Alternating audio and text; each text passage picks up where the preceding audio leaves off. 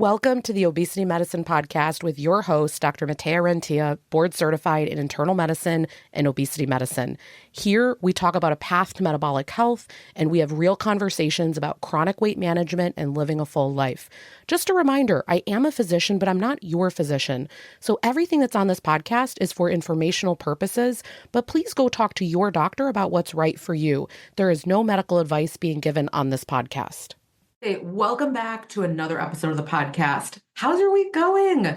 I am so excited for us to be back. We're just going back to a 101 episode where we're going to talk about just complete basics and comparison between Wegovy, which again, the other name would be Ozempic or semaglutide, and then Zepbound, the other name being Mounjaro, tirzepatide. So we're going to compare these two medications. We're going to talk a few different aspects about, can you switch from one to the other? What's the dosing comparison? Is one better than the other? We're just going to go ahead and answer all of this because I see this all day long talked about.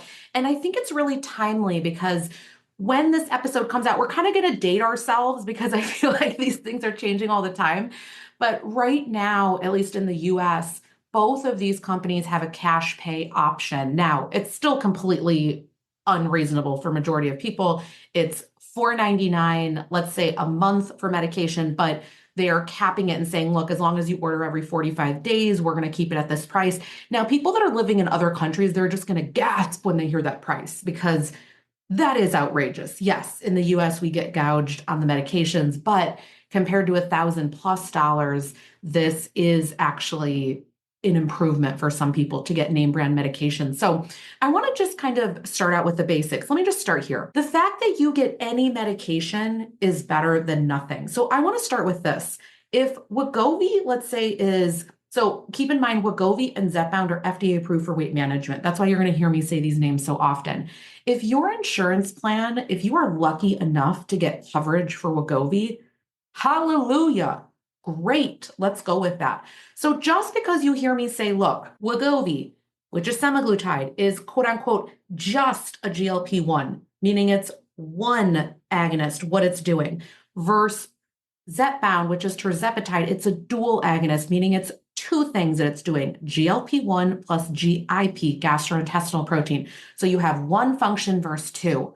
But a GLP-1 is still absolutely incredible. So I'm going to give you average numbers. Again, we're talking on average, and a lot of this varies based on what study you're looking at or what time frame or what population. But on average, people will lose about 14 to 15% total body weight on Wegovy. And if you look over at Zepbound, it's about 20+% body weight loss. And again, there's a big variety in these studies of who is losing what. Some are not losing that much. Some are losing more than that. So you can bust out these studies and you can really stratify it down. So just because you go on these medications doesn't mean that you're guaranteed to have those results.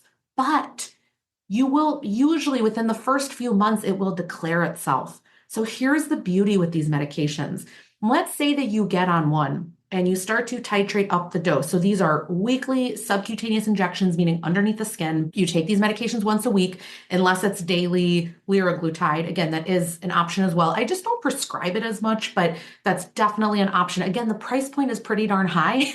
So I'm thinking if we're going to pay the price anyway, we're going to go with something that provides a little bit more total body weight loss if we're going to pay the price anyway. But the point is that these are weekly subcutaneous injections. And what becomes very clear over the first few months is whether you are going to be responding as we would expect or even more than we would expect, or if you are what we call a hypo-responder, meaning you're just losing at a slower rate. Now, this isn't necessarily a bad thing, okay? So take this out of your mind where, oh my gosh, I'm a hypo-responder, stop. I find it's very, very, very rare that I have someone that truly is not able to have fat loss. That's incredibly rare. But everyone's journey doesn't look the same. I'm going to take my own. Oh my Lord, was it helpful when I got on a GLP-1, but I still needed additional help down the road. I still needed all the help in the world with nutrition and movement and all of it. So don't let that get you down, okay? But on this one, about maybe 15%, the other one 20+%. But within the first few months, it's going to become very clear. Do you need an additional tool? Do we need to tweak things? Do we need to change things? And sometimes, let's say you started out with Wegovy. What I will notice is we'll get to that 4 months in. So it starts 0.25, 0.5, 1, 1.7, and 2.4. Those are the 5 doses for Wegovy, name brand. Let's say we get to the 1.7 and I just see, wow, it's only a few percentage points of total body weight loss. Now, many insurances will say, hey, you need to have reached 5% total body weight loss by 6 months in, or we're not continuing it because it's not clinically significant. Okay. So that just kind of keep that in mind. But if you are going through that and you notice, hey, I'm not seeing the results that I would expect, then it might be time to either add a different, for example, like an oral medication or do something else, or lifestyle changes. There are so many different things you can change, or switching over to another medication. So I will sometimes have people where we go all the way up on the titration with Wegovy. We've seen maybe, I don't know, 6, 7, 8% total body weight loss, which is something, and that's incredible, but it's not the same as maybe they would get on Zepbound. So then we go over to Zepbound because it's potentially a little bit stronger. Maybe they lose more weight on it. They're more responsive. And so that might be a reason to switch over. So why would you switch over? First reason I see is insurance change.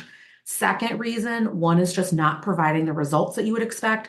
Third reason, side effect profile. So there are people, for example, that will not tolerate Wegovy, but they will do just fine on Zepbound. So this is an interesting thing. So this is why we really want to play around with, what are you on? Why are you on it? Are we getting the results that we would expect? Now, you still have to be doing all the heavy lifting behind the scenes. And we know this, right? That these are medications, but they're not everything. And so you still have to do the heavy lifting on the lifestyle aspect behind the scenes. But just know that you can switch things, okay? You have the ability to switch from one to the other. Now, here's the really important thing.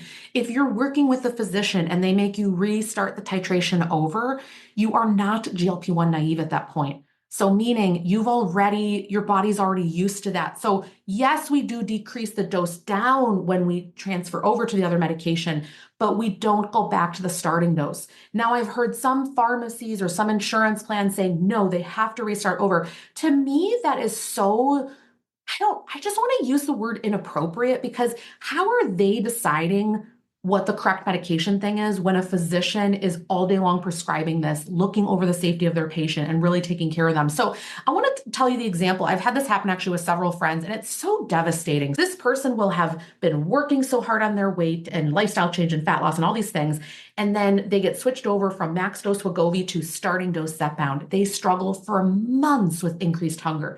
And this makes sense because if they had come over, they should have started a few doses up, or maybe even the second dose, the 5 milligram dose, but to bring them to a 2.5 when they were on a 2.4 milligram of Wegovy. So you were 5 doses up in Wegovy, and now you're coming to the starting dose of Zepbound. I just find that either the titration is going to need to be quicker, or they have to start at a higher dose. And again, this is very dependent on the patient in front of me. This is why I'm not giving you equivalency charts. Number one, we don't practice medicine with people that are not under our medical care. So again, I always say this, nothing here is medical advice. Everything here is just general education, but really your physician needs to be helping you, because I know I have discernment with some people. They are so unresponsive that I know when we switch over, they're going to need a higher dose. And then I have other people where I say, you know what, I'm going to go way down on the dose for them because I don't know. It's a wild card. And so I am so super cautious, but to entirely restart over with someone that for 2 years has been on max dose Wegovy, it just feels like insanity to me.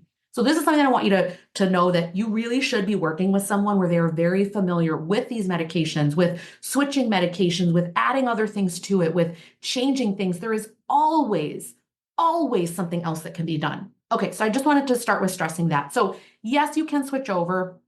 Sometimes people will say, well, is there a washout period? Is it okay for a month I'm off of it and then you start the other one? No. In fact, we want it completely the opposite. So if you are taking this medication weekly, the prior week, let's say your injection day is Monday, you will have taken your injection. And then the next Monday, instead of taking Wegovy, you will take Zepbound.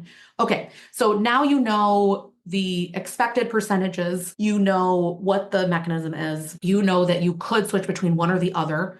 A lot of the time, sometimes, let's say someone's on Zepbound, but then their formulary will now cover Wegovy, someone might switch to the opposite because it's covered.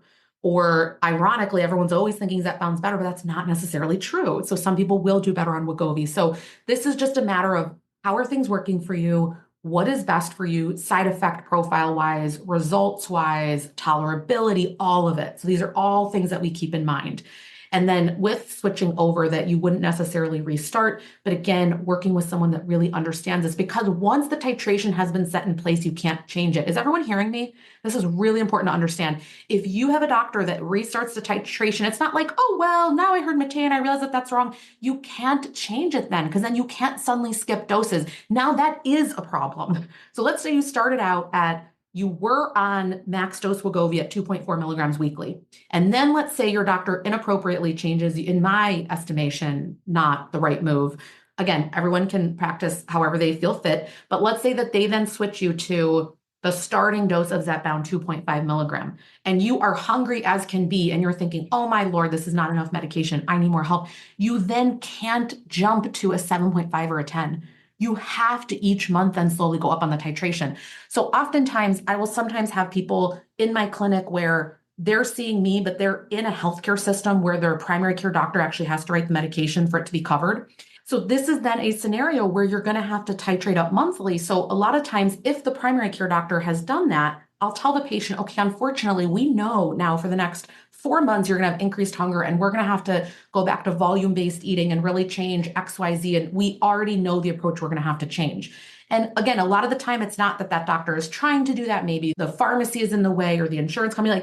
Unfortunately, there are so many external factors.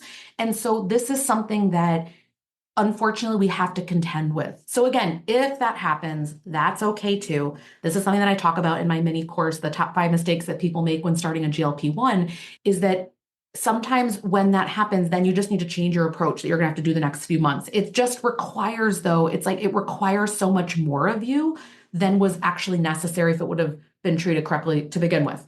All right, let's see some other things that I want to talk about. Again, I think that any medication is good if you get access to it, and that I don't really like this kind of like superiority game. At the end of the day, we do sometimes see higher results with Zepbound, but again, there's going to be other medication that comes out that's potentially higher than that. I think at the end of the day, it's what can I use that gives me a tool that helps me to keep doing all the other things. So I think that's really the important thing to focus on here.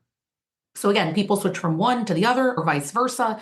The other question becomes, I'll look at when someone is losing, at what point do we maybe add something else on, whether it be Contrave, metformin, different tools like that. If you look back, I've talked in other episodes about this. I also, on my premium podcast, The Obesity Guide Behind the Curtain Season 1, I talk about what are these other options and when do we add them in to a journey like this. And so I'll make sure we'll put that link in the show notes for you for that if you wanted to get that. But this is something where you should really work with a physician that's used to what the numbers look like, because I can already tell within the first 3 to 4 months likely what the entire trajectory is going to look like for you. Now, I want to stress something. Just because you're losing on the slower side does not mean that you will not still be able to reach your goal. Okay, so don't get fooled by this, where you're sitting there and you're thinking, oh my gosh, I'm not following the patterns, and you start to freak out. You're getting really desperate. You're making moves that don't help you long-term. Don't go into desperateness. Okay, stay level and focused. What can I sustain long-term? What's the next thing I can add in? You will be in a radically different place in 1 to 2 to 3 years when you just keep making steps forward compared to focusing on this week, this month, what's going to happen. Okay, it's a very different journey. All right, I think I'm going to end the episode there, but I hope that this gave you a little bit of perspective with these different medications, what you can expect. I know a lot of people have been now talking about retatrutide. So now the triple agonists that are coming down the road, I think it is such an incredibly amazing time to be practicing in obesity medicine. And honestly, I can't wait for all these medications to come out. I think that they're just such incredible tools for the hard work that's already going in. All right, I hope this was a great episode. If you have questions, make sure that we can always answer those for you. I would love for you to comment on one of my videos on social and let me know what kind of questions you have. Everywhere, I'm Rentea, MD, most active on TikTok, but you can find me on Instagram and everywhere else. All right, have a great rest of the week. That marks the end of today's episode. But if you're newer to the podcast, I want to tell you about something that we have, and it's a free podcast roadmap. So this is perfect for any of you that are listening where you want to be directed to very specific episodes. So let's say that you are just starting out and you want to know, what should I do right when I start on the medications? Or you're experiencing certain side effects on the GLP-1s, or you want to know what to do if you're in a plateau, or if emotional eating is taking over, or if hunger levels are high. So we have many different categories of episodes that we've talked talked about, because there's a lot at this point. So if you want to be able to navigate that very easily, we have it broken down by category and also the episodes that are there, and we hyperlink to everything. So you can just click on it and find the episode, easy peasy. If you want that, you can go to renteaclinic.com/podcast roadmap. We'll have it linked right here underneath the show notes where you're listening.